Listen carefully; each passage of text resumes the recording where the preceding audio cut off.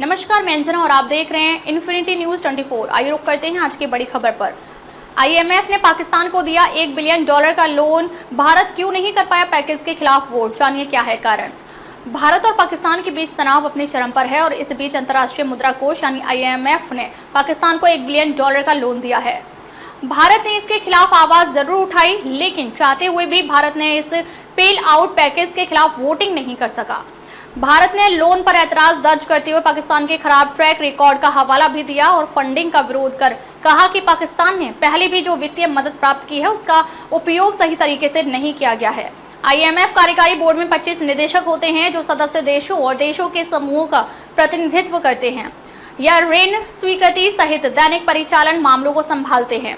संयुक्त राष्ट्र के विपरीत, जहां प्रत्येक देश के पास एक वोट होता है, आईएमएफ की वोटिंग शक्ति प्रत्येक सदस्य के आर्थिक आकार को दर्शाती है। उदाहरण के तौर पर संयुक्त राज्य अमेरिका जैसे देशों के पास असमान रूप से उच्च वोटिंग शेयर है। इस प्रकार चीजों को सरल बनाने के लिए आईएमएफ आमतौर पर सर्वसम्मति से निर्णय लेता है। ऐसे मामलों में जहां वोट की आवश्यकता होती है, सिस्टम औपचारिक नहीं वोट की अनुमति नहीं देता है। निदेशक या तो पक्ष में वोट कर सकते हैं या अनुपस्थित रह सकते हैं। ऋण या प्रस्ताव के खिलाफ वोट करने का कोई प्रावधान नहीं है।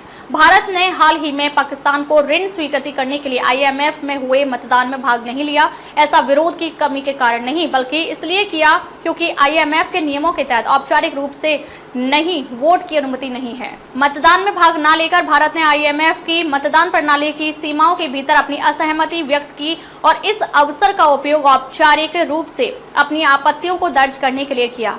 भारत ने आईएमएफ के वर्तमान सहायता की प्रभावशीलता पर सवाल उठाते हुए कहा कि पाकिस्तान को पिछले 35 वर्षों में से 28 वर्षों में सहायता मिली है, जिनमें से पिछले 5 वर्षों में केवल 4 कार्यक्रम ऐसे थे जिनमें कोई सार्थक या स्थायी सुधार नहीं हुआ।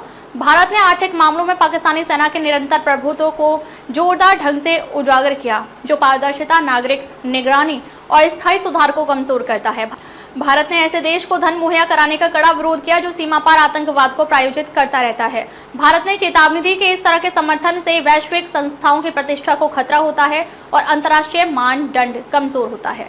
अब तक के लिए बस इतना ही, फिर मिलते हैं एक ऐसी ही बड़ी खबर के साथ। तब तक के लिए नमस्कार और देखते रहिए इन्फिनिटी न्यूज 24।